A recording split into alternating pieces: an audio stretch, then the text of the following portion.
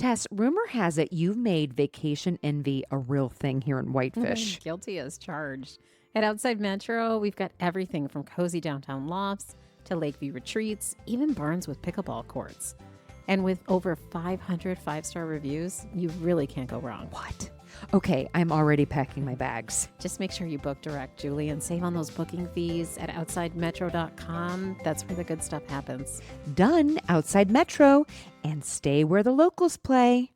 The IWD406 Podcast, where Montana women are heard, celebrated, and supported. Today's guest is an extraordinary talent whose career has taken her from the San Francisco Bay Area to Broadway and across the world. After training at the American Musical and Dramatic Academy in New York, she landed her breakout role as Maureen in the 10th anniversary tour of RENT, later joining the Broadway Company and appearing in the live film. Freaking remarkable. Tracy has since starred in regional theaters nationwide, many right here in Whitefish, Montana, with Alpine Theater Project, performing in productions like Hair, Godspell, Rock of Ages, and Man of La Mancha, as well as new works including Stephen Schwartz' world premiere production SNAPSHOTS. She has toured internationally as a vocalist, performed for the United Nations International Women's Events. Holy bucket, and we are going to talk about that. And returned to Broadway in the closing company of MOTOWN the Musical. Beyond the stage, Tracy is a passionate teaching artist who has brought creative outreach to South Africa, Korea, and Japan. Here in Montana, she performs with the Mac Band, runs her vocal studio, One Voice, and has directed and produced countless productions with Alpine Theater Project. As ATP's artistic director, she has led dynamic educational programs, directed large-scale shows, including a sold-out Wizard of Oz with 152 young performers, and continues to empower the next generation of Montana artists. Please welcome the incredible Tracy McDowell. Hello. Thanks for having me. I am so excited to talk to you. You are just such an impactor here in our beautiful community. And I'm just tickled because I've seen of your productions, and it's like, I can't believe we have this here. Totally. It brought me here. It totally did. I was like, where are we? Where am I going? And Yes. then my first show here, I was like, this is phenomenal. What was your first show? Hair. Hair was your first show. And it was like 15-ish years ago. Holy Yeah. buckets. And I met some of my best friends who are still best friends today. And, Oh. and we knew each other in New York, but it just happened to meet up here. Yeah. And we had the best time. The production, the quality, it blew my mind. The whole theater itself, I'm like, all the lights and the sound and the stage, and what our kids are willing to just even going. I'm going to say this. I have a son and a daughter. I have two sons and a daughter, and my daughter and my son both played musical instruments. And the first time we didn't go to a gym, we went to an actual theater. And like even what's offered to the kids to be able to perform at ATP and some of the other theaters in the area. Absolutely. I'm like, what? I'm not going to a high school gym to go listen to a play. No cafeteria. Yeah. No cafeteria. Exactly. It's wonderful. I mean, wonderful. It is such a delight to have you on the podcast. Thank you. I'm You so are excited amazing. to be here. I'm happy that you're here. Okay, we're going to start with going back to you as a child. So we're going to back up a little bit, Tracy, and go back to your upbringing. Talk to me a little bit about where you grew up, which is San Francisco Bay. The East Bay. The East Orinda, Bay. California. Okay. No one knows where that is. That's what people used to say about Whitefish, but I'm like, no one knows where Orinda is unless you are from the Bay Area. What describe it a little bit It's for a me. super small town, like Whitefish. Really small, community driven. Everyone you went to preschool with, you go to elementary school with, you go to middle school with, you go to high school with. Is it a big town? Is it small? It's small. Super small. It's grown. Okay, Just like gotcha, everything. gotcha. You would be on one side of the town, one side of the movie theater. It's like you're on the Marimani side or you're on the country club side or whatever the term was. Yeah. Okay, got you. Yes. One stoplight, maybe. Yeah, it's totally. To get to high school, there's one road. It's a 2-lane road, and it would be like an hour if you were late. Really? Yeah, it takes forever. But major metropolitan, you're pretty close to major. Really close. Really Okay. close to Berkeley, really close to Oakland, Walnut Creek. Oh, wow. We're right by the Caldecott Tunnel. Oh, that's Yeah. wonderful. So definitely had access. That's the part that being from the Midwest, Illinois, there was a lot of accessibility to all the arts and the big arts and culture and everything up in Chicago. And I'm glad that we're getting that more here. Absolutely. It's wonderful. So important. It is so important. Okay, walk me through growing up in, say the name again. Orinda, California. Now, was your family, like your mom and dad, from there? My mom is San Francisco, born and raised. Okay. My dad is from Orinda. From Orinda. I had the same, his football coach was my history teacher. Oh, wow. Like, It's really rooted. Yeah. They would be like, oh, you're a McDowell. And I'd be like, oh, no. So they knew. All my cousins went to my school, Yes. my brothers. Yeah. Yes. They knew we were clowns. Silly. Well, it does. A family system, there is some personality type that comes out of it. Oh, yeah. So being in a small town, small community, deeply rooted in family, what was that like going through grade school and middle school? I sometimes think for people like that, it feels like you're living in a fishbowl a little bit, hyper focused, Yes. can't do anything wrong. Did you feel that way at all? Yeah, I felt other. We belonged to a country club, so I was doing tennis, swim, golf, and I love tennis. But I was like, I'm not into swim team. And it was cliquey, and not for any other reason. Every time we say cliquey, people are like, they're bullied. There's no bullying. It just was, that was the way it was. I wasn't a swim team person. I couldn't relate. So then I was other and weird.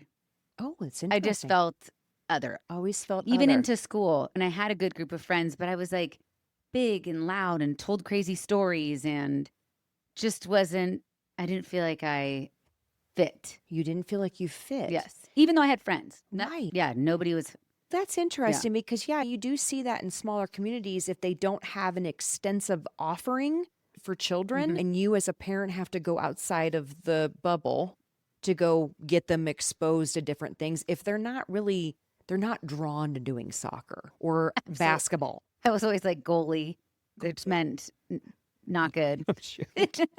That's But my dad said he used to watch me and I'd be like picking flowers and looking for gophers and just like spinning around. So very imaginative type Totally. child. Yeah. Okay. Now, how many brothers and sisters do you have? I have an older brother who's 7 years older and he's in private equity. And my little brother is a special education teacher. Okay. So you're right smack in the middle, that middle Yes. child. So I'm like oldest Yeah. and middle. Okay. Got you. Okay. I see. And the Yes, girl. And the girl. And the girl.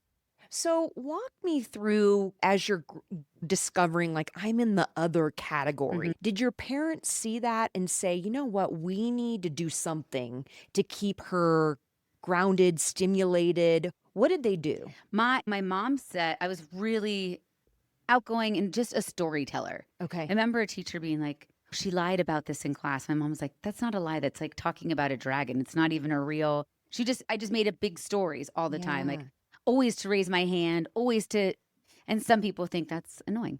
And she said, what about her music class? What about the school play? This is in like first grade. Yeah. What about the school play? And they said, we have a 20-minute music class. We don't do plays. We don't do musicals. Right. And she went to a private school in San Francisco where they put on huge productions. And she was a big part of that. She was like, there's no theater program. So her and two other parents who had done theater in high school or were in bands they produced and wrote these shows. They fundraised.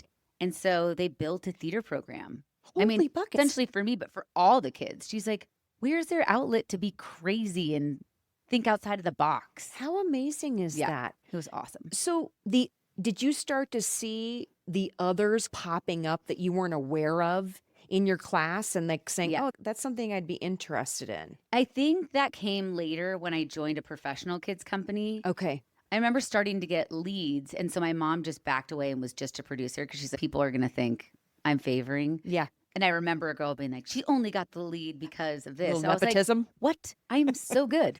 I was like, let me have my one thing, somebody, please. Yes. Let me. I'm trying to. It's not like I was flippant. I was like dedicated. I always knew my lines. I never, like homework and things like that, I could be spacey with. But that I was like, this is so important. Wow. It was so fun. And I loved it. It was fun. And you got to see like a third grade soccer star be like somebody's dad in the show. And it would be hilarious. And my little brother did them too. They were so fun. So your mom created this program. Where did they put it on at? That's my curiosity. In the cafeteria. There was a little stage. Wow. At Sleepy Hollow Elementary School. Okay. Yes. And this is the first time this has ever been there, right? This type of program. Yeah. And so has it grown? People took it over and now they have a program. It's like a separate company that schools rent out and they come in and help them put on. But it's not run by the parents anymore. How amazing is that so when cool. you think about that? It's awesome. So cool. So as you were developing and honing your craft and everything, and I want to dive into this piece because I think it's really interesting. You said other. Now, when you went back to school, did you still feel yourself like, I'm trying to figure out this micro environment that I'm in? And absolutely. Did you feel like you're more closer to who you are innately in the theater process versus being in a school environment? Yes. And why? I honestly don't know. My husband and I laugh about this, that he'll see me at an event and I'll be awkward. And he's like, how are you feeling so awkward? You are literally, this is what you do. And I'm like, I have no idea. Because there's not a stage. There's not lights. Yeah. There's not, and it's not my crew that I feel very safe exploring. You never know. Was that too far? Should I not have said that? That was something that was always in my head. Yeah. And I don't know. It just wasn't. Some people were not appreciative of my spirit, I would say. I'm going to use that. That's amazing. What you just said, I'm going to totally use that. My son is totally like that too. And I saw myself going, oh, don't say that. Don't. And I was like, oh. Right. But why do we do that? Why do we hold back? Why can't we speak how we feel and how we think freely in any type of environment, even school? Like I'd want to encourage that because then as a teacher, I'd want to figure out what lights them up and what maybe drives their passion and purpose in life. I wonder if it's to protect them. Could be. Because I could see my mom was the same as me, but she would even be like, be careful. We don't want to, whatever offend. It was. Don't go too crazy. Yes. And I saw myself doing it with my son and I was like, you named him Wilder. Let him be wild. I have let me be tattooed on my side. Just let yourself be. I love that. And sometimes it's going to be great and sometimes it's not going to be great. And you got your core people. And so who cares? Yes. And so through all of your experience and exposure through the most awkward times, the teenage years, you found your people in this theater group. Belasco Theater Company. Belasco Theater Company. Yeah. I remember walking in and doing a show, and I wasn't the lead in the first show. And the second show, I just got the chutzpah, like the courage. And I went in and I nailed it, and I got a part. And it was so fun. It was like ATP. It was a big show. The director really cared. Lights, microphones. It was so like, this is my life. These are my people. Is it about achieving the desired dream spot, or is it, what's your thoughts on that? No, it's the crew. It's the family. It's the family. Yes. To me, if I wanted to be famous by myself, which I don't want to be, it's lonely. Yeah. I love being a part of a company, of a cast. I love meeting new people, whether they're going to be my best friend forever or not. You meet people, you hear their story. It's that cultural exchange that I still crave today. I love meeting new people. I love and new artists. And even if they make you feel insecure, that's not a bad thing. They're inspiring you to get better. Ooh, that person practices more. I think I said this before, but I always would ride the wave of someone who is getting things I desired. Yes. Not feeling jealous, just, oh, okay, I will do that. I see that. Super insightful. I just love what you said. There's so much to expand on that. Yeah, I think there's some of us out there in the world that really thrive off of people that are empowering. Their energy is really attractive, and it just, instead of feeling that competitive, we're all a little competitive. You have to be able to survive and thrive, right, and achieve whatever you want. But there's something about that so respectful. It's like the grit behind it all, and it's there. And you probably know that they worked their ass off to get there. Yep. and you want to attain that level as well. So it's the process of getting it that attracts you. Totally. Okay, got you. Absolutely. I love that. So walk me through coming through high school, and then you still did a lot of plays and theater productions in high school. And then when you started to go through, what am I going to do after high school? Did you want to go what do you call it? The practical business route? No way. You didn't want to do that. I never thought, what am I going to do after high school? In sixth grade, was like, I'd never been in New York City. I never even went to New York City till I was a junior, and I went with my dad on a business trip just to see it. I did not know what I was getting into, but I was like, I'm going to be on Broadway. What?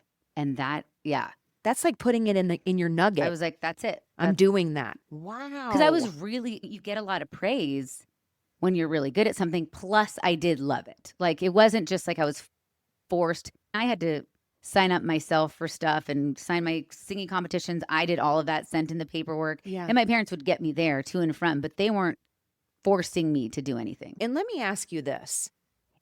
Was there a natural talent? Do you think there's a natural? Sure. Do you think that's what that is? And there's also this, people that are listening, being around her, she has such an energy around her, a vibrant presence when you come into the room. So do you think people succeed because of those pieces? I think that's very helpful. Very helpful. But you have to have the blood, sweat, and tears part of it too. Grit. But I see kids now that I'm like, when parents are like, should they do this? I'm like, they could do this. Yeah. They absolutely could. But they got to put the work in. They got to put the work in. Yeah. And you can always see a kid who has the it. And it's always, I'm sure other kids are like, darn it. But you just see it. They just get up and do it. And you're like, sorry, that's the person. Is it because they were like you, or they just have been dreaming and knowing in the back of their mind, this is where I'm meant to be? Yeah. And it's like a fearlessness. Yeah. Yeah. That's and good. it grows, because I always say tweens are my hardest years teaching. Yeah. And everyone's like, what? I'm like, no, it's not like they're bad, but they internalize everything during that time. So I'm like, what the heck? Last year you did a backflip while singing Defying Gravity. And this year you're like, I don't think I can hit that note. And I'm like, what? Yeah. Yes. I know you. I'm your teacher. So there's the ebbs and flows of your confidence too. Yes. So when you were getting ready to move towards going off, did you then say to yourself, I know I want to go to Broadway. I'm not in fear of New York City. Nope. Some people from a small town, they're like, oh gosh, that's big. That's a lot. But from that inner tenacity, that inner drive, you're like, I don't care. It's just a place. This is where I need to be, because that's where all my people are. Totally. So, walking into school, you were at college, I was like, this is like fame. Oh yeah, talk to me about that. Oh my God. Yes. There are people stretching in the hallway and singing and dancing. And my dad was cracking up. He was like, this is your real place. I was like, and nothing was scary about it. Anonymity to me is good. Yes. Small town where everyone's, did you hear what Tracy did? Did you hear she broke up with her boyfriend in high school? Whatever the thing is. That's too much of a magnifying glass. Yeah. So New York is so big. We're all there to do it together. You're all there working hard, and you're taking class with people who sometimes start off terrible. And I'm like, I am so much better. And then you see that they worked harder than you. And the next semester, you're like, uh-oh. It does. This is where I was going to go with this. Yeah. So it does start to weed people out, Oh, right? yeah. When you're in high school and you can play these plays, you become the star, because there's not too many people stepping into that spotlight. And you're like, move out of the way. I'm there. I'm going to do that. Yep. Now you're starting to be into an environment, like you just mentioned, where you're weeding the best from the bestest. Yeah. Is that even a word? Yeah, totally. So did you feel any, at that point, and I want to ask this, did you feel any ounce of insecurities, or were you like, nah, I can compete. I'm up there. I'm right up there. Trying to think. Singing, I felt super, super confident. Okay. Acting was something I was nervous about. And I think that was tapping into my heart, what had, like, childhood things or anything that you have to bring to the table. I had a little block. Okay. And I remember the day in school that I could cry right now talking about it, that I started to cry in a song, and everyone was like, yay, because they'd been waiting for a whole year for me to like break through.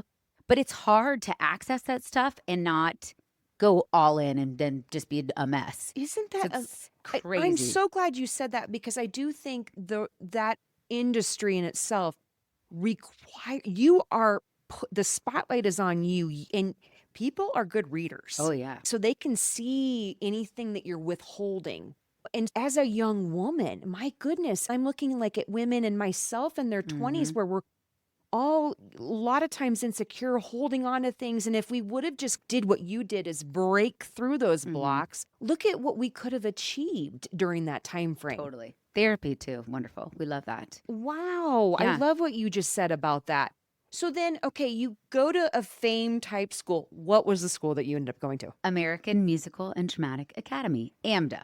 Oh, so cool. Yeah, it was so fun. And okay, being there and being around all these creators and inspirers, what was that experience and how did you end up finding your tribe while you were there? Because you do have to find a tribe, right? It's important. It's not that big of, it wasn't that big of a school at that time. Now it's got 2 campuses. It's much bigger.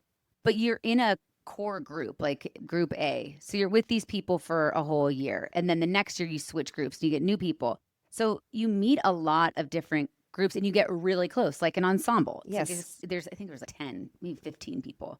So you really grow to know them and love them. So you find the people that stay with you. The people that I'm friends with now from college weren't actually necessarily my friends from then in college. Oh, really? Yeah, just the evolution. Some left the business, some moved to Africa. People literally moved all over the place. So they went to this school and they were thinking that's what they want to do for their life. A lot of people. A lot of them. Do you know roughly what's the percentage that actually end up keep moving forward in that career? I think our school, I read AMDA was like the top people working on Broadway. It was like number 3. Wow. Yeah. Do they have a program where you're No, it was recruited in? I think they just have so many, they started recruiting so many kids into the school that the percentage went up, which is That's good. amazing. Yeah, but a lot of my friends are Broadway people. Meredith Patterson, she went to AMDA. Wow. Yeah. She was before me. Oh, she was before me. She was on the wall wow. of the school. Yeah. Cool is that? Now you guys are both in Whitefish. You know who I went to school with also? A woman named Joy James, whose daughter's Lavenna James, high school star in ATP. She's a star at WTC. Okay. And I'm like, did we go to school together? Oh my gosh. And now I meet her here in Whitefish, which is just wild. Which is so inspiring to know what is going on here in Montana. And we're gonna talk about that. Yep. Okay, so as you're at this school, and then when you finish, after it was at 2 years, right? What did you decide to do then? I was only 19. Oh my so gosh. I had a little of an existential crisis. What am I doing? I didn't book this show that I thought I was going to book right away. Okay. And I was just auditioning. I was pounding the pavement, going to auditions every day. And I was getting final callbacks, but I wasn't booking. I was starting to get disheartened. And they didn't do shows at AMDA when I was there. So I felt almost out of practice because I had done shows every single year for my whole life, 4, 5, 6 shows. So to not do it for 2 years, for me personally, was a hindrance. Yeah. Because I don't know, I felt like I lost my mojo. And there's a lot of young actorness that's like branding. What kind of singer are you? What kind of shows should you be in? You almost pigeonholed yourself and people were telling you lots of different advice. So you had to really figure out, I say to my students now who are in college, I'm like, screw that. Just go and do the best you can do. Forget the branding thing, because you could change. Like, why can't I sing a soprano song and be Maureen in The Music Man and then also be Maureen in Rent? That's interesting. It was. And so the girls who were really successful really broke that glass ceiling fast. It shows that you're versatile versus somebody coming in. Do they have people that seek people like you out and create a marketing plan or a branding plan for a promotional plan for you, and it dries? But in the reality of it all is, don't you, as you get deeper into the industry, you evolve and you decide, I don't know if I really want to be doing this. I'd rather maybe do that. But now you're pigeonholed in it. You've been branded that. Yes. And it is hard to rebrand, to be honest, in general. That's interesting. So when you were in that moment, you decided to stay open-minded, but still, I don't know really what I want to do. Yes. So then what did you do? So they had a 2-year, you did 2 years at AMDA, and then you could do 2 years at the New School University. I was like, maybe I should just finish my degree because then you'll get your full degree, not just a certification. So I was like, maybe I'll just start that. My dad was like, great, start that. And I started singing in jazz clubs with bands. And I was like, maybe I'm just a singer. Maybe I should just go this route. Maybe the reason I'm not getting a job is like I'm not a good enough actor. You just go through all the possibilities. And then I always tell this story. I one day was like, I can't do this anymore. And I flew home to California. I was like, I need to come home. So my parents were like, okay. Flew home, and I was at my dad's house, and I was like, I'm quitting. I don't want to do this. I don't know what I'm going to do, but I'll be here. I'll do music stuff. I'll figure the rest out. I can't take it. I can't take the rejection. Like, it's feeling bad. And why am I not booking? I was only 21, 22. Right. So I was like laying on his couch, and I got an email that, was it an email? Yes, it was nycmoonstar@aol.com. And I got an email. I know that I had a callback. Oh, okay. Got you. And they called my phone. They said, you sent us, I had randomly sent a bunch of headshots out to little off-Broadway shows. Because I want to pause real quick, because that's what you do, right? Once you finish a 2-year and then you're like putting your resume out there, auditioning, you're pounding the pavement left and right. Yep. That's what you have to do. Totally. Okay. You have to do the hustle. And this is 2002, 2003. Okay. So I was just like manila envelopes, stuffing them, sending in. And these people called me, and I was like, I'm not doing that. And my dad left the room, and he came back like, it was like an hour later, and he threw a printed plane ticket at me. And he's like, you are getting your butt back on that plane, back to New York City. I didn't pay $40,000 for that voice for you to do nothing. And yes. I was like, oh, thank you for believing in me, Dad. And I went back and I booked it. Wow. And it was not a great show, I'll say that, but it was hilarious. What was the show again? Repo, the Genetic Rock Opera, which ended up becoming a movie with Paris Hilton. But it was just like, it was so funny. It was everything you should do as a beginning actor, just this weird avant-garde theater. I met some really great friends there. One who's now the associate choreographer of Hamilton. You just never know who you just never know. Yeah. So I did that. Then I booked a big club musical that was like an interactive club thing called Automatic Superstar. I can't even believe I remember this. So long ago. And then this friend who I'd met in the show said, I'm dying to be Mimi in Rent. And it's the 10th anniversary. They're doing a new tour. It's like a big deal. And I was like, the last time I auditioned for it, I didn't get it. And I was devastated. Yeah. And she was like, just come with me. And I'm like, okay. She was that person who was so successful. Like, she was so driven. I was like, I'm going to follow her around. I'm going to ride her energetic wave of, okay, she submitted for this. I'm submitting for this. She's waking up at 4 a.m. I'll wake up at 4 a.m. We actually woke up at 3 a.m. to go wait in line. And I believe it was over 3,000 people wrapped around New York City blocks, camped out for this open call for Rent in this old theater, and they had you sing on each level. I think we started at the top, though. I can't remember. It was like, and there was casting directors like in the corner of the room. It's fascinating. I don't think they do that stuff anymore. It was like the American Idol sort of beginning days. So they're in corners. You'd sing. I sang, "You Got the Best of My Love," and I was like, that's a fun song. I love it, and it totally works for this character. So I sang it, and they were like, okay, go up to the next level. Sang it. I had no idea where she went. I'd see other friends. I'm like, you're here. Oh, my God. This is so crazy. Kept going up all the different levels. Then you go home. At the end of the day, I think I got home at 5 o'clock. I know we went out and had a beer because I was like, whoa. That was the longest day of my life. Yes. From 3:30 a.m. And then I got a call. And then I think altogether it was like 6 callbacks maybe. Yeah. I had a special coach that helped me. I finally was like, make me get this. And she had worked for the casting company. And then I booked it. And it was just like blow. And for my first job to be that big of a deal as the lead, it was like, I had imposter syndrome almost. I was like, oh my God, you're going to fail. You're going to fail. You're not going to be able to do this. It's just amazing. It was amazing. She did not get it, but she went on to be very successful. She's doing great. But here's a few things I want to point out. Just from that story alone. Number one, a father's influence. Like, he saw, you're not going to stay here. You're not going to wither away. You have way too much freaking drive, talent. Absolutely. And get your butt. We're going to get you back there, and we're going to get you going. You know, you need that. Oh, yeah. I'm sure you see this all the time with mentorship, but you have to have big brother, big sister, mom and dad helping you. It's really hard to dig deep within ourselves to do it. People can do it.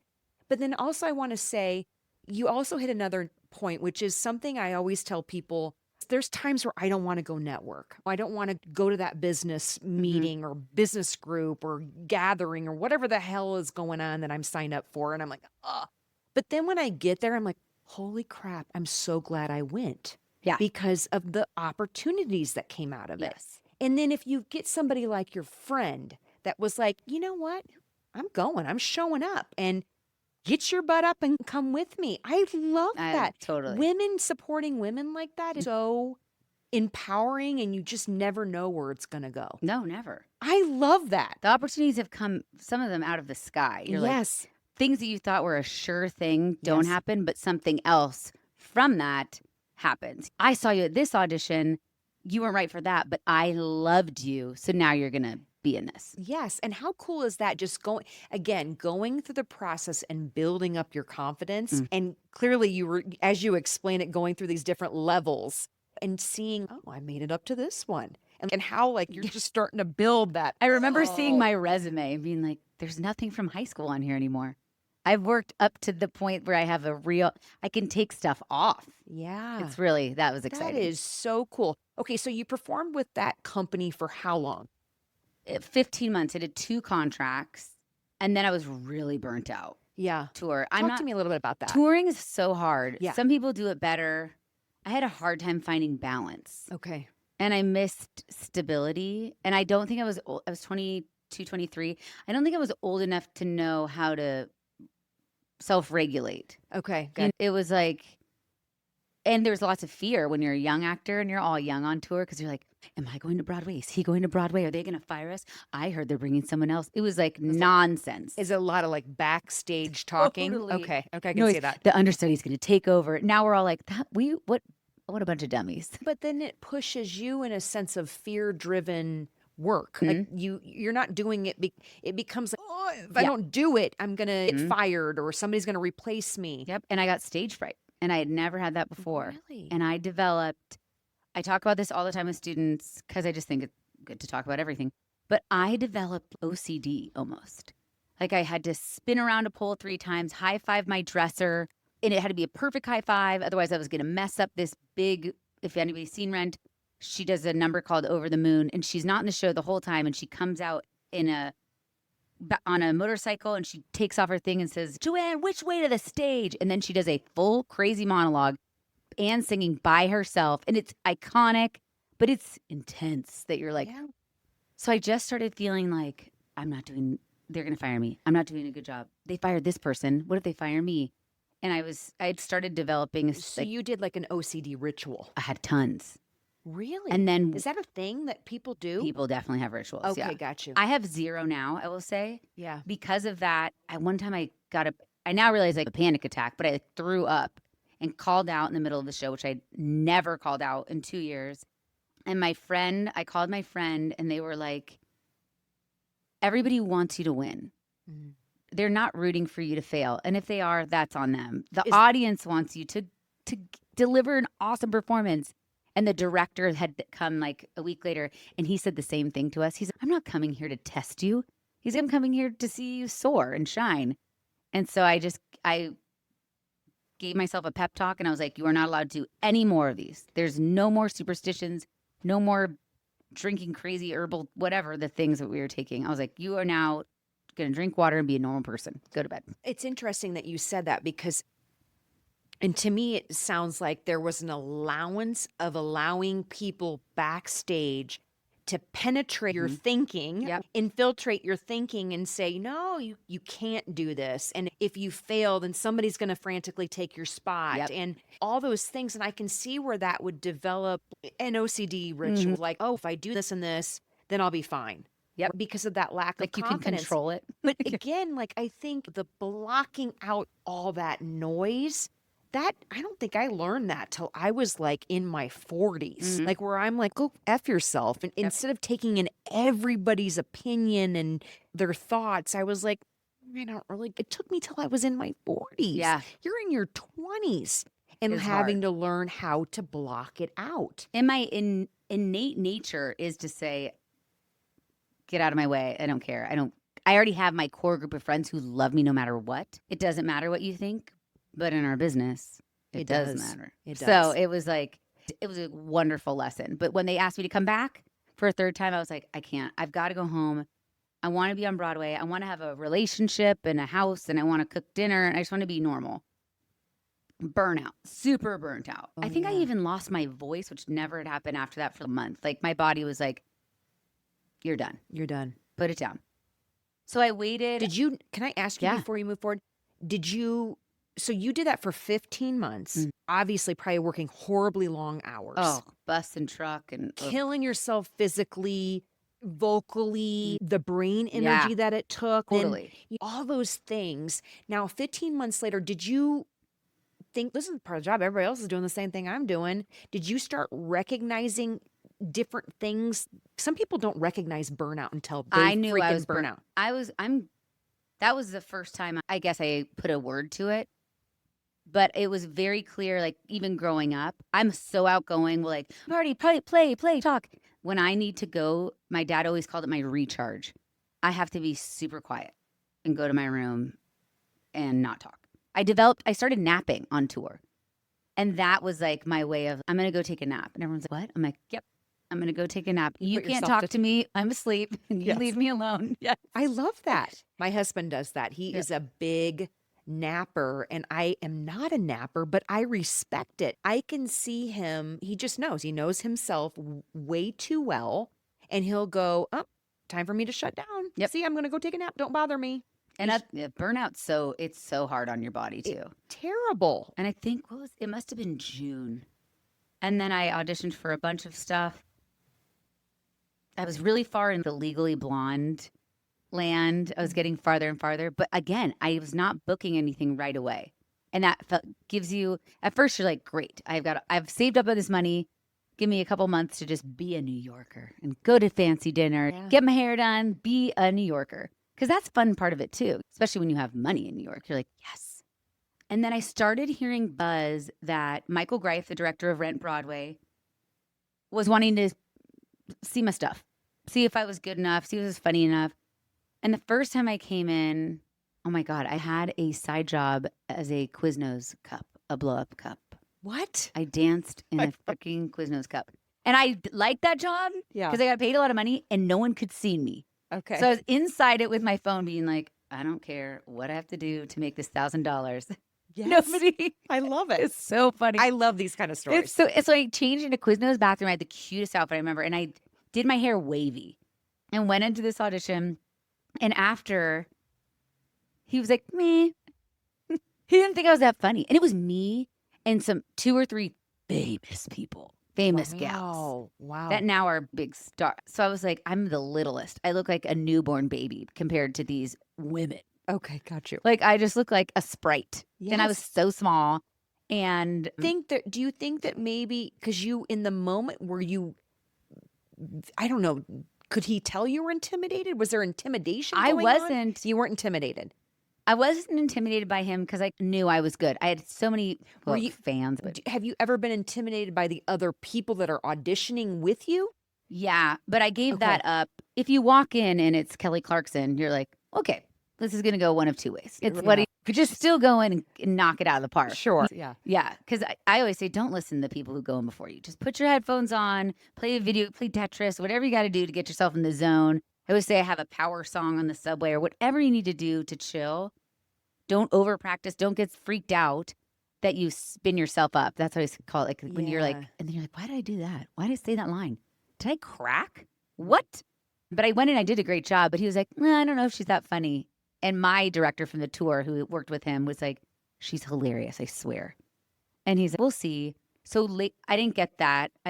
Eden Espinosa, very famous, got it, which I didn't even feel bad about because I was like, that's a very famous, very well-known lady who's awesome. And then there was like an emergency call. And they called me and they're like, we need someone to be Mrs. Cohen on Broadway, which is a part I had not played. And they're like, did you play that role on tour? I'm like, she just looked at me and nodded. And I was like, yes.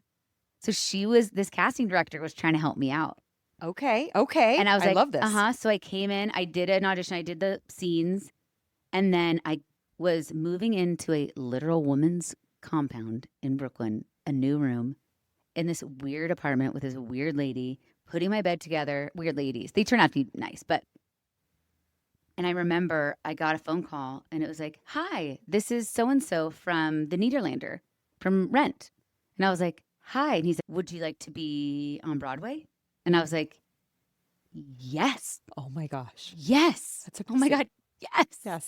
He's like, the short stint first because someone's on maternity leave. And I was like, great. He's like, do you want your equity card with it? I'm like, yep. Wait, what's an equity card? It's our union card. Oh. So I was like, now you can buy it. It was much harder. It was so hard to get. And I was like, yes. So he was like, can you come in tonight? Like in 2 hours. And I was like, so I just threw on my clothes. I knew some of the Broadway people, like I'd known them in the business. So I went in and watched the show, and I'm just sitting there. Yeah. Thank you. Because you say this great feat, right? It's like, I'm going to the Olympics. Okay, sure. But when you get really close to it, you're like, oh crap, I have to complete this mission. Oh my gosh. And some people, I have a friend who just completed the mission at 45. Yes. She should have been on Broadway all the whole time. She was in tons of amazing stuff, but it's just that mark, that check mark you said you needed to accomplish. So yeah, I did it. I had 2 or 3 rehearsals and they were like, how do you feel? And I was like, I feel great. And they're like, because you're on tonight. And I was like, and my one note was, Tracy, please stop smiling. This is RENT. I was like geeked out on stage. I was like, oh my God. And it was wonderful. I love yes. that. And then they called this other girl, the woman who I replaced, she booked a hair. So she didn't do the final company. So they called me back and I got to do the whole run. And how long was that? It was like 6 months. Wow. Yeah. So it was so fun. And we did a movie, the big movie. It was in theaters. It was just like so many. It was a high again. But it's so great to be able to relive that story in your mind, because not everybody, people in life, I think, have those few moments that they can go back to and just be like, oh my gosh, that was amazing. It was amazing. And well deserved. And like, I worked my butt off and totally. I got there. And some people, I do think some people get there and then they glaze over it and they go into the next thing. But you sat in that moment and knew, you're like, dang, I'm here. Oh my gosh. I'm here. I was like, thank you. I love that. And to get in at that, I was 24, just turned 25. It was like such a relief. Yeah. I was like, yeah, okay. Now awesome. I can, again, then I was burnt out again. Because then you're like on the train, you're on the hamster wheel. You're like, audition, I was getting so many things and I wasn't booking and I was. Because when you get to that point, opportunities, you're not going and knocking on doors. They're starting to fall into your lap. Yeah. And when that happens, how do you discern, I'm going to do this, I'm going to do that? How do you start figuring out what it is that you want to take on? I don't even know. I think you just take everything. Anything. You just got to take a ton of opportunity. Diane Keaton said that to just take it. You can start being. Wait, hold on. We're not passing that one. No. Diane Keaton? She said the same thing. She said, wait, to you? No, Oh, I thought you not said, to me. like, Sorry, she shut it. said it in an interview, not to me. I was like, yes. I was like, I wish she did. Oh my gosh, she's amazing. I had She's some amazing. other famous people say things, give me some good advice. The other one was on Broadway, Michael McElroy, like one of the gods of the theater, Tony nominee for Big River, worked at Baldwin Wallace, now Howard. And I mean, is now Broadway Inspirational Voices, just amazing. And remember, he cracked on his big song. And as a little kid, you're like, oh no. And he got off and he looked at me and he said, do we have a show tomorrow? And I was like, yes. And he's like, I'm going to nail it tomorrow. And I was like, get up and put your pants get back up. on. It's over. And I say that about singing. Once you open your mouth to sing, you don't own your voice anymore. It's gone. The sound is out. It's over. It is what it is. It's true. That is true. And you scientifically do not learn from being perfect all the time. You learn from failure. You have to. Yes. You've got, and if you don't take chances, it's so boring. It is so boring. And that perfectionism, to me, I always say it feels so tight. It's so restrictive. It's not it's not feeling open to the possibilities of really messing up and then learning and going, okay, I'm going to pivot and go this way and see how it goes. And you've had so many great quotes. You could write a freaking book just on your experiences. Have you ever thought about that? I definitely have thought about it. I hope you re-listen to this. Yes. And you go, dang, I need to write a freaking book. My Mentoring Actors by Tracy McDowell. You should, because these are little tiny nuggets for inspiring or aspiring women, all ages, to know that at 40 some years old, you can go out and still pursue your dreams. Oh. That's what I want to also ask you. As far as like the acting community and the world of acting and performance, it's fascinating. Do you think there is still some ageism going on, or do you think it's gotten better, especially for women? Yeah. I was lucky enough to look younger. You do look really young. Yes. And play young, because I remember an older man director was like, "You're so urban." I was like, "I am not urban." What's urban? What does that like, mean? Hip hoppy or something. And I was like, but he was like, "You're you. Like, you're not coming in here, hello, and my next song will be," because I used to call it professional Tracy. Who is that? I can see you being maybe he was trying to go, you're like scrappy. You're like, take me as I am. What's up? Let's do this. Literally the name of the song from in the Rent, that Take Me For What I Am. Yeah. This is me, who I'm meant to be. Okay. Got it. I love that. Totally. But when you really embrace that, I've learned people really want to know you. They want to know your take. If you try to go in there and be like, I'm going to be this exact thing for them, those aren't the people who book it. The people who book it are the ones who are like, hey, this is me. This is how I do this. If you like it, if you don't. Do you think the secret of it is there's a little piece of who you are at the depth, like the deepest parts? And that's what the director is saying, going, okay, that's really who she is. So she can play that. That's part of the character. Like, that's what we want to see come shining through. Totally. And some people are very method and don't do that. They are like, I become like Dustin Hoffman being Raymond. I was like, I couldn't do that. I'm sure there's a world I'd try that. Well, how do you detach yourself from that afterwards? Yeah. And that's what I say, like the pigeonholing of acting. I got labeled like the rock girl. And my mom would always be like, but what about Peter Pan? I'm like, Mom, I'm never going to be Peter Pan. First of all, Peter Pan has to be like 5 foot tall. That's like a little height requirement for the show. But then I can see an abstract version of Peter Pan that you could actually play. I would totally. Yeah. I would do it. But I was like, I'm getting pigeonholed. Yeah.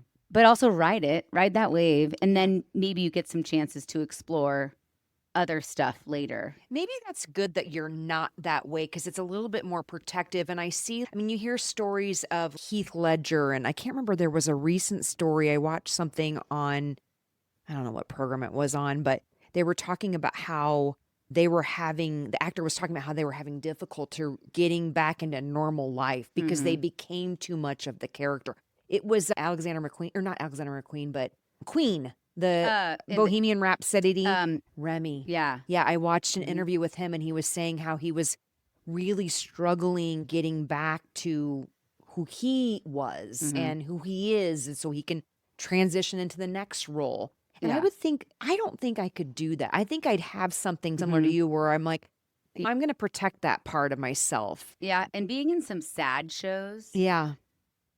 After those, you're like, oh, I cannot do this. Like shows where you play a mother and your child dies, and you're like, okay, I can only do this show for so long. You can only live in that space for so long, even if you're pulling from you. Yeah. Some of those affect you. Yeah. There's years I'm like, I'm going to be deep this year. All my songs are going to be sad. And then there's years where I'm like, no sad songs. We are doing comedy.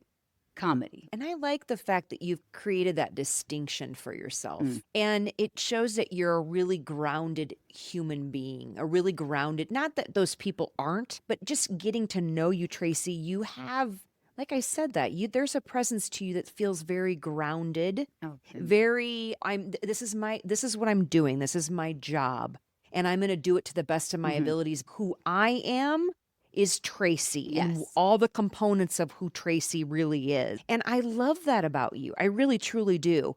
I want to talk a little bit about, did you move into television then at that point? And I did 2 reality shows, actually. Oh, you did? Yes. One on Oxygen Network called The Next Big Thing, which was the most fun time of my entire life. It was so fun. I got to be me, but not really me. Okay. Like Winky.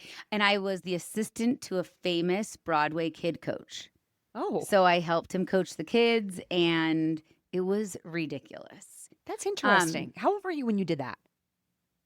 I must have been 27 or 28. So that was a glimpse into your mentoring. Yeah. That would lead you. I do think you've had little glimpses of mentoring throughout your life that have pulled that teaching side of you. Yes. But that's interesting, pointed that out. So I started, and it was so fun because you'd see these kids who are Matilda on Broadway or in Annie or in, I forget, Tuck Everlasting was the other one. And these kids were stars, and you watched them like the little kid stars, and then start getting an awkward phase in their high schooling and how those parents dealt with that. And it was really interesting. And hearing the coaches and casting directors be like, you just got to take 2 or 3 years off and go to high school, be a normal kid. And then some of them now are on Broadway again, take a break, just how they dealt with that burnout. That's so interesting too. Just seeing a child star and the evolution of that piece. Wild to watch. It is wild. It's live. You're like, oh. But it's nice to see a reemergence of the Macaulay family. You think to yourself, what's happened to them? But they were like pushed in front of the spotlight at a very early age. But somebody wrangled them back, and then I'm sure they went through These had really good parents. All the parents I worked with, I loved. There's always a stage parent. There's always a parent who you're like, do you want to do this or do they want to do this? You're living vicariously through your child. Yes. I get it. I get it. I think sometimes my husband, if my husband listens to this, I think sometimes my husband wanted to be a baseball player, and my daughter's a softball player. And I'm like, you need to slow down. Bring it down unless you want to play. You got to check him a little bit. I definitely don't. I let my son be in Madagascar, and he quit. He's like, this is crazy. Oh, really? And I was like, that's totally fine. He said, he mad at me? I'm like, but this is my thing. This is not your thing. If you enjoy it, I'd love to have you around. Yes. If you don't enjoy it, what? Yeah, no. We'll do something else. Do something else. But Madagascar, wasn't there like 132? There were a ton of kids in that one. Crazy. For him, which I want to ask you all about how you handle all that. But I do want to ask you one thing about your television versus your theater stint. So your theater career. Mm-hmm. So obviously you liked being in a company, like in a cast. As a television person, what were some of the things that you loved and some of the things that you not hated, but just didn't like? There's a lot of looks. Yeah. Right? It's an up close camera. That stuff made me insecure. It took a lot of classes to get me out of that. But I got a TV development deal from the BBC after the reality show. So I was flying out there, doing comedy workshops with NBC, just like on the precipice. And then the day before I was supposed to shoot my sizzle reel, they pulled the plug because it was too expensive to do Broadway. Broadway's more expensive than pop songs. I could do all Taylor Swift songs and be fine on a show, but to do Broadway shows, they just were like, we can't pay this much money for this show that we don't know. And that was like a huge heartbreak. Yeah, yeah. So then were you putting a pause on television? I put a total pause. Okay. I would go in and out, but then I went back to theater. I did endless workshops. I went with RENT across overseas. I did RENT off Broadway. Talk to me about that, being overseas. Fun. We went to Japan. I highly recommend. Yes. I cried at the airport. I was so sad I was leaving. I went there on my honeymoon. It was awesome. I say every young actor, take any experience. If you're doing Paw Patrol live, I don't care. Go to Australia. Oh. Go to wherever. Go to China. Go do these. Is it because there's a difference in how they receive you? Is it? Yeah, and you get to experience a culture for free. Okay. And get paid. Okay. And get wined and dined. Oh. And they treat you. Sign me up. No up. shade, America. They really treat you wonderfully. They take really good care of you. We stayed in like the most premier hotel in Japan. It was just fantastic. Something so interesting. In Korea. I love that. There's something so interesting how you hear through, I'm not saying I know this, but you hear through interviews and things like that. I like to listen. Yeah. I like to listen to interviews or podcasts that do interviews, and they say how well received they are. They're more celebrity over there. And it's interesting because I'm like, I wonder why that is. They're fascinated by the American like actors and actresses and artists and musicians, and you can actually probably make more money over there. Oh, yeah. Yes. They paid. It was great pay. Also, that's just another filling up your acting bucket, your experiences. If you stay in one town your whole life, you're limited. Absolutely. So any experience I could have, I took any experience. Yeah. I'm like, hello. Then I'm going to Whitefish, Montana. My dad was like, what? I'm like, there's a theater company there. And this is actually really hilarious. On the website were the founders, right? Betsy Morrison, Luke Walrath, and David Aykroyd. But I read Dan Aykroyd, And I was like, Dan Aykroyd has a theater in Whitefish, Montana. I would have thought the same thing. That's amazing. And then when I got here, they were like, David Aykroyd, equally a star. David is his cousin. Yeah. I don't know. I'm just David's a kidding. famous actor. He was like on is he? tons of movies in Broadway. He was a co-founder. He's in his 80s now, but Oh, yeah, he's a famous actor. Very cool. But I was just, that always makes me laugh. But I was like, Dan Aykroyd, Dan Aykroyd. he'll be there. I do want to get into transitioning, but before we walk away from your amazing, versatile, beautiful career in acting and doing all the things that you've done, singing and everything, is there anything, I see that you have huge drive and you're willing to go anywhere and do pretty much anything. Do you have any reservations or any fears? I think after having kids, once I turned 30, I started to really be like, I don't care. I don't care. Yeah. I'm doing what I want to. There's a fear of not having money and Sure. going broke. There's those kind of fears, but I've become just more fearless. And then once I had kids, I really don't care about anything but them and But their you always perception. seem fearless. Yeah. I think because anytime I felt fear, I would jump off a cliff. Yeah. I would do something crazy. Just to Just get jolt through it. Yeah, my acting teacher used to call it, she's like, just kick it. Just Kick it. go. Yeah. Because you don't know until know. you try it. And sometimes it's going to be great and sometimes it's going to be bad. But again, I think we talked about this, like, that does not define me. Right. My success is lucky and wonderful. But there's ebbs and flows of it. Some years you're a star and some years you're a star to your friends. And I always kept a really close group of friends around me that did not care that I was an actor. They were so pumped when I got a job. They're like, yeah. But they weren't like, oh, you haven't worked in a while. You're not relevant. I remember some weird girl said that once. I was like, relevant? Who are you? You pick the right people. Yeah. You pick the Totally. right people to be in your circle. My which army, is my wonderful. friends, and they're so cheered for me and came to see every horrible off-Broadway show or TV show. They all just supported me. And that, because there's a lot on what success is. And I'm like, I have successfully worked in this business in some capacity since I was like 3.5 years old. So I'm still doing it. Yes. Some years it looks different, but as soon as you treat yourself as a failure, you're going to start accepting that and becoming that. Oh my God. And then it's that desperation of what? We do not need to be desperate. Desperate does nothing. Yes. Desperate gets you a bad haircut. Like, I do not Tracy, want that. everything you say is freaking, it's like butter.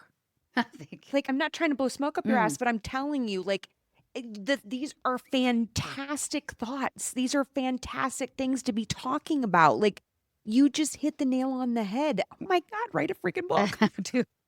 But I mean, you learn Yeah. it from other actors. You're watching them and they're like, I didn't book this. I'm not successful. And I would be like, what are you talking about? We were in the NFL, man.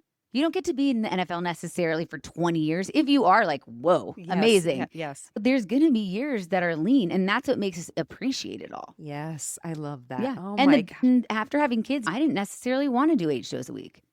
There was this innate drive that you have in New York because there's always a fire under the city streets. But when you can really step back and be like, I'm okay to not do that. Yeah. I'm very okay. If I want to go back and be in a Broadway show, I can. Sure. I have the option. Absolutely. It doesn't matter. I could totally go do that. But teaching really filled a hole in me to help other people. Kids, especially kids who just love singing. Not everybody has to be on Broadway just because they take singing lessons. Just because you play tuba in high school. Yes. No parent is like, are you really going to do this for your whole life? But for some reason, singing and theater, they're like, are they really going to do this? Because they know if you get the bug, it's Yes. really hard to say no to it. I must. Yes. But teaching is just, it's so rewarding to watch those kids get up there and take responsibility and ownership and walk across stage and sing a song, and the growth from year to year, or the kids who have some learning disabilities or are autistic get up there and do a dance, do a whole entire play. You're like, yeah, that's so awesome. It's way more inspiring than just cheering for myself all the time. Absolutely. And the other cool thing is the impact that you're making on the families. Mm. And I want to get to your story of coming to Montana and then taking the creative artistic role or the artistic director role at Alpine Theater Project. So walk us through that. Yeah, we moved here all, like a couple of us actors, not a couple, it was like 15, 16 maybe. So we all knew each other from working in ATP, and we're like, COVID's happening. Let's all just park it in Montana. We know we can work outside. There's not as many people here. It'll be easier. And we didn't know how long it would take for anything to open back up. So we all started creating stuff together. Betsy and Luke and Rachel were still running the company. They let my friend Eric and I open up a voice studio. Susan O'Day also taught. We all just started working together, and we got these grants. And we each got $10,000 to build something. I did the music of Queen, this huge interactive show, which was I went to it. Oh, so awesome. Freaking amazing. And I like just had a C-section. I don't know why I did that. Shut it. Yes, it was crazy. I remember my brain like singing Bicycle and being like, what am I doing? Oh my gosh. But I had said I was going to do this show. I thought I was Yes. going to have my kid much earlier. Yes. Which is You famous last just words. had a C-section. Yeah, 6 weeks before. That was such a physical. You guys were moving all over the place around. Wow. It felt wild in my Oh. brain. But fun, this disco show, and then Rocky Horror. Oh, I love Rocky Horror. Yeah, which we're I had still doing to this never day. seen it before. So funny. When we came to the ATP, I was like, what is this? I had never seen this show before. It's I'd a heard blast. about it because everybody has Yes. talked about it. I'm like, okay, I'll go see it. It was freaking awesome. It's so fun. Interactive and Yes. fun. Raunchy. And raunchy. I loved every moment of it. I always say that's ATP downtown. Yes. Because I'm like, that's the downtown crowd. That's, Got to separate them. Because someone's like, can we bring our kids? I'm like, no. that's a hard pass. Unless it's your family's thing and you like this show, I would not recommend that. Yes. And then the evolution of the company just started changing, and we are in a board. I was on the board now. I joined the board. A lot of actors had moved back to the city, and I wasn't sure what I was going to do. I was applying for jobs as an associate artistic director to Village Theater, a couple of other theaters around the country, other places. I'm like, we have family there. Maybe we'll go there. And Betsy just announced at a board meeting, she was like, I'm gonna be retiring. I'm gonna take my kids to LA. They're really taking off in the business, Okay, which got they you. definitely are. And how long had she been in that role? I'm like 20. Yeah, I'd heard 5 she'd years. been Yeah, in that. But ATP's been around for how long? that long. She started it with She David started it. Aykroyd and Ooh, Luke. Yeah, Gotcha. Okay. yeah. So it was her baby. That was her baby. So when she was like, the only person I want to do this is Tracy, and I was like, what? She's like, we talked about this. I'm like, I don't remember us talking about this, but I was like, can you give me a second just to run it over with my family? Give me a month just to talk and let it settle. Because I just also, this is where I can be discerning and not just grab anything like, oh, they want me, take it. So I talked to my husband. He was like, do it. Oh. And I was like, okay. And you guys you were living here? Or we no? were living here, but we weren't sure if we were staying here forever. Yeah, got you. This community then starts like sucking you in, and then you're Oh, like, it okay, totally now I'm does. part of it. It totally does. I'm here. Yes, like you Yes. said too. Oh, it does. Yes, you're like, okay. And it's an awesome community to be a part of. So I took over. She left 6 or 8 months later. It was like February, and she left in end of August. Oh, wow. Yeah. And you came into the artistic role. So we have an artistic director and an executive director on staff, and that's it. And that's it. And you do all of the work for Mhm. ATP Yes.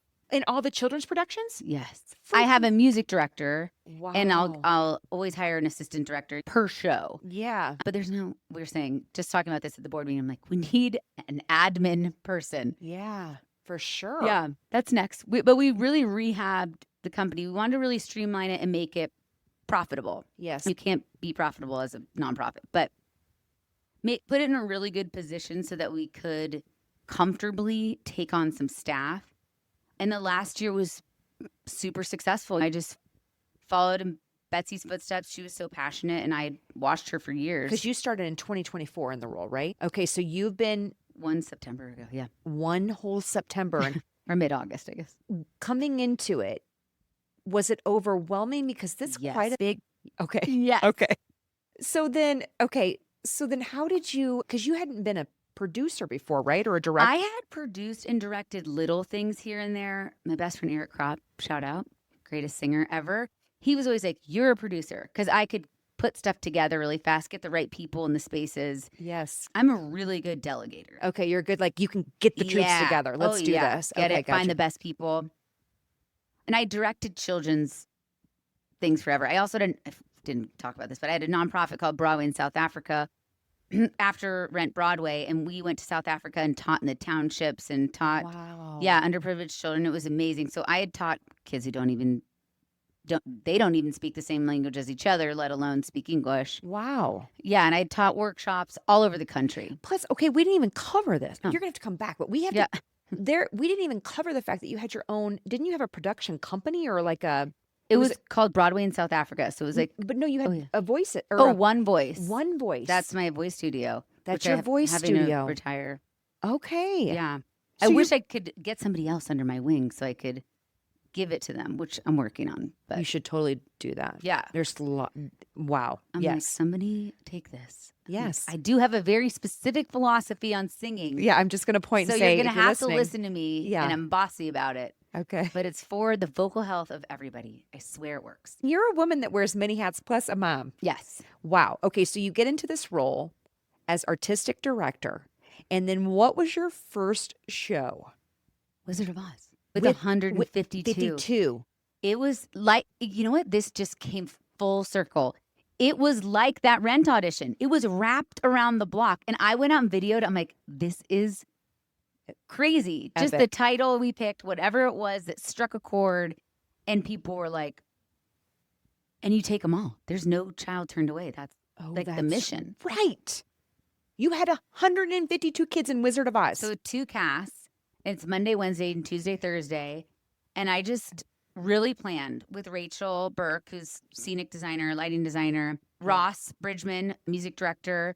One of our former students, Adina Lockwood, who she goes to FECC now, I had her like assist me because I'm like, someone's got to be good with kids.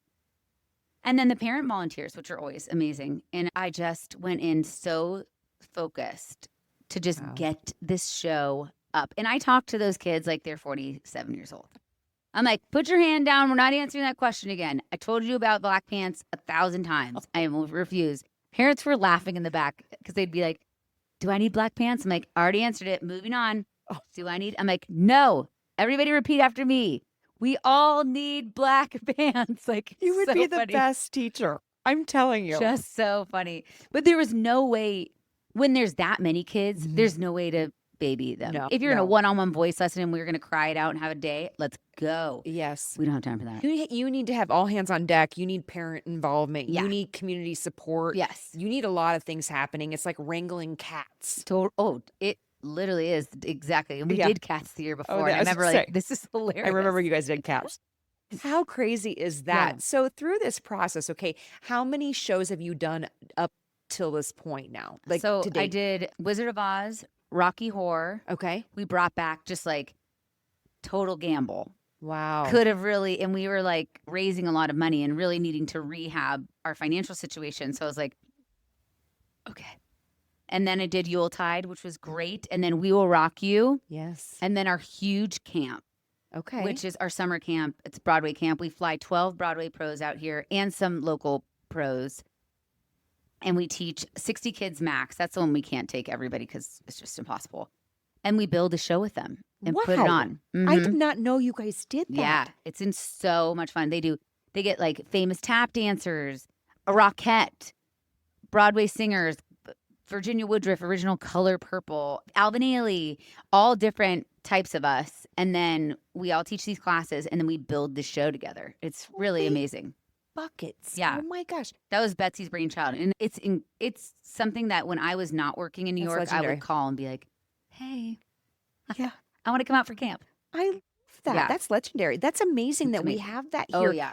Guys, we live in one of the smallest cities, but my goodness, to have something like that available, incredible in the middle of Northwest Montana, that is unreal. It's amazing. To have that much impact on our cultural development here, it's unreal. And to have any kid, the others kids, the school jack kids that want to participate in all that. That's amazing, Tracy. You're involved in something really incredible here. Yeah, thank you. I love it. It's such an important part of my life and career and growth, and so many others.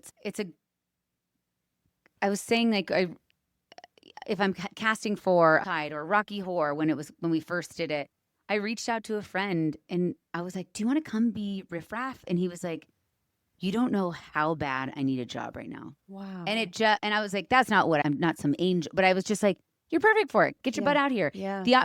Having the opportunity to call your friend, "Do you want a gig? Yeah. You want a job? Come hang." in those ebbs and flows come out here. And that cultural exchange, they get to work with Rebecca Spear and Nick Spear and Susan O'Day, who worked here. They started a band, Big Sky City Lights. Yeah. And then there's Mikey Wynn, who's doing shows with us, and we get to work all together. It's fun. If we're here only working with the same people all the time, like I said before, boring. Yes. That agreed. cultural exchange is fun. It's so fun. And the fact that you're pulling from your community, from everywhere, is remarkable. You can't freaking leave. No. Ever. Yes. Because Somebody else is like, don't go. I was don't like, go. I'm not. So where do you see ATP going? What's your vision for it all? I think the educational component is huge. And then bringing back our full-time professional program, union. So we are a union house. That is just what differentiates us from WTC, which is community theater, which is anybody can do it, which is amazing. And please go see their shows. They're awesome. Love. And Kim Kruger, artistic director, she's the bomb. But ours is a union house. So we can't do our shows with anybody. It have to have a union card. Oh, interesting. Yes. I did not know and then that's health insurance, that's taxes. Okay. It's pretty interesting, and it's great to explain it because people have a hard time understanding. Yeah. But that's why we fly other people in. It's not just a summer stock that anyone can do. We have to be a union member. Wow. Okay, And- I didn't realize that. That's interesting. That's good to know. Yeah. Okay, with that being said, what are you, obviously there's donation sponsors. Is that the type of stuff that you need to keep this program up and running? Donations, sponsors, and buy a ticket. And just buy a come to a ticket. show. And Speaking of that, what are the next shows? Yuletide 22. Oh, okay. Got it. Oh my gosh. It's going to be amazing. We're starting the cast reveal. Oh. We have some new people coming, some local people, and then some old favorites. Not that they're old, but people are coming back.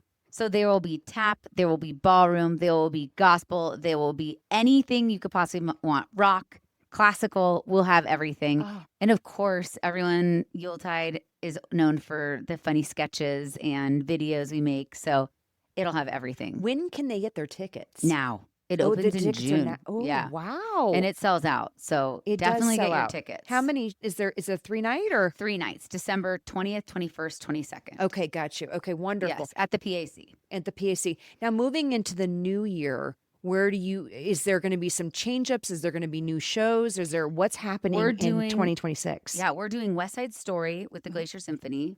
Sweet. And that cast that I found through my network in New York, they're blow your mind. And it's in concert, right? So we won't do the full show, but man, it's going to blow people's minds. So cool. We got some big stars. And when is that going to happen? That's in January. So it's January 17th and 18th. Oh, right around the corner. So you guys just... And then boom, boom, after boom. that, we're doing Lady Day, which is our first union show since $1 Million Quartet, I think, which is 2 years ago. And it's Billie Holiday's final night. And it's a play with music. So freaking cool. Because something that we don't have here is a ton of diversity. And that no shade. It is what it is. But I miss some of those stories. Yeah. I miss hearing about other cultures. Even any West Side Story, that's another story too. I tried to hire people who are Latino and Latina to make sure that was part of the process so that we could have these fun other stories that we can't always tell. Totally. Yeah. I love that. Yeah. Something different. Yes, something different. Yes. So keeping up that professional program for sure. I love that. Wow, Tracy, you are killing it. Thank you. You cannot leave, like I said. We're going to transition into our last 3 questions, Tracy, because you are phenomenal. Hold on, let me grab my glasses because I can't see anything. Okay, our first question is, what's one thing you wish every parent or educator understood about the power of performing arts for young people? Oh, that's easy. Confidence. It just teaches you confidence, how to think on your feet. It is your responsibility by yourself to stand up there and do your lines. Nobody can help you. Nobody can do it for you. It can help you be a lawyer, a judge, a doctor. Think on the fly, improv. It is so important for confidence and self-assurance. Oh, yes. I love that. Yeah. Okay. My second question is, what's the funniest or strangest thing that's ever happened to you during mid-performance? So many. I think my favorite is RENT, there's a guitar and it's hooked in. And there's a scene at the end where Mimi's dying. And I find her and I'm like, help us. And we come up and the guy who was an understudy had pulled the cord too tight and I didn't see it. And I'm wearing huge platform boots. Shoot. So I flew over it and hit the ground and had to be, and it's an opera, RENT. So the music keeps going. So I had to be like, she was huddled in the park and everyone's turned up stage laughing. They're like this. And I was like, you shut up, all of you. And I had to stand up and get myself up in these platform boots while I'd crawled around the table singing the song. Just awful. So there's always the falling downs. Nothing can beat that. A blackout happened in a show. No That way. was wild. Yeah. That's like your worst nightmare for a director. Oh, yeah. Holy buckets. Yes. And then the other thing I would say, like just as a fun or crazy things, injuries. Oh. When someone's threw a prop and the understudy didn't know and then they have a black eye or on stage. And On like, stage. And yes, like things like that. But oh my God. the falling down in the most serious part of the play. And everyone just upstage going. Everybody just has to scramble. Yes. They're like, They're don't like, look at her. Don't. And I was like, don't. I'm so mad at all of you. How dare you? I love it. I love it. And then the complaining afterwards, like yelling at each other. Oh, No, yeah. probably not. No, they but- were laughing at me Yeah, and they were like, I was like, you are not my friend and you are not my friend. Don't Yes. laugh. Oh, yeah. Because we cannot laugh. This is the saddest part of the play. Oh, man. I love that. That's awesome. Okay, we're down to our last question, and it's been an absolute pleasure learning your story, Tracy. You're freaking amazing, and the fact that we have you here, Oh, thank you. it's awesome. I hope you know that you're extremely valued and Thank you. such a talent, and to be able to have had me be able to meet you and have conversation with you and dive deeper into all the work that you've done and the lessons that you've learned in life. Like, this is an honor for me. Oh. So thank you for doing this interview. It's so my pleasure. Thank you. Especially with your schedule, like, and your kids. Before we pass the mic, we want to pause and recognize the businesses that make this space possible. Pass the Mic sponsorship on the IWD406 podcast is more than advertising. It's a commitment to Montana women supporting Montana women. As a Pass the Mic sponsor, we create a custom audio commercial for your brand, giving you triple exposure on the podcast, across our digital platforms, and on YouTube, all as evergreen content that lives long beyond a single episode. Right now, businesses can receive 12 podcast episodes for the price of one. If you believe in honoring Montana women's history, amplifying their stories, and supporting a platform that truly invests back into the community, we love to work with you. Contact IWD406 today at www.iwd406.com. And now, let's pass the mic. All right, we're down to our last question, which is, we believe in amplifying the voices of remarkable Montana women. If you could pass the mic to a Montana woman to share her story on the IWD406 podcast, who would she be and why? Okay, this is really hard. I'm going to pass the mic to Sarah Bussey, who is a strong lover, supporter of Montana, and she always calls Montana her, which I love. Not only that, she fights for this state. She fights for reading, Imagine If Library. She is wonderful. Her children were also part of our program. She supports the arts. She is a baller. Wow. I love that. Yeah. Oh my gosh. So she's up in the Northwest area? She's in Kalispell. She's in Cal. Yeah. That's amazing. And she did the reading program here? I think she is the executive director of the Imagine If Library. I believe in Big Four. Wow. Yeah. So she fought. Cool. She fought so hard for the library and for reading and she's amazing. And I did not realize there's still literacy issues. Yeah. Like, seriously, I didn't think that it even existed. I know. In our country. Mm-hmm. Like, I can see outside of our country, but not in our country. What? Yeah. And the fact that they still have, like, even like people moving here that need help with applying for a job and things like that for the application process. I did not know that until I interviewed Lucy Smith. Yeah. And I'm like, oh, that really even is a thing here still? But yeah, we need those programs. And it's wonderful that she's working with that. Incredible. So yeah. I am so excited to get a chance, if she's willing, to come on the podcast. Do it. And learn her story. She's brilliant. thank you so much, Yes, Tracy. thank you. And yes, I so appreciate you. You're amazing. And you guys go check out the ATP Alpine Theater Project. Where can they go to listen or to learn a little bit more about your services, any upcoming events and productions? So www.atpwhitefish.org is our website, which has everything on there. Our Instagram is ATP Whitefish, and our Facebook is ATP Whitefish, and everything's on there. Perfect. Yeah. And if you see me around, ask me. I will tell you. I love it. A special thank you to our podcast guest. You can find all of her links in the description of this episode. If you like what you heard, please hit subscribe.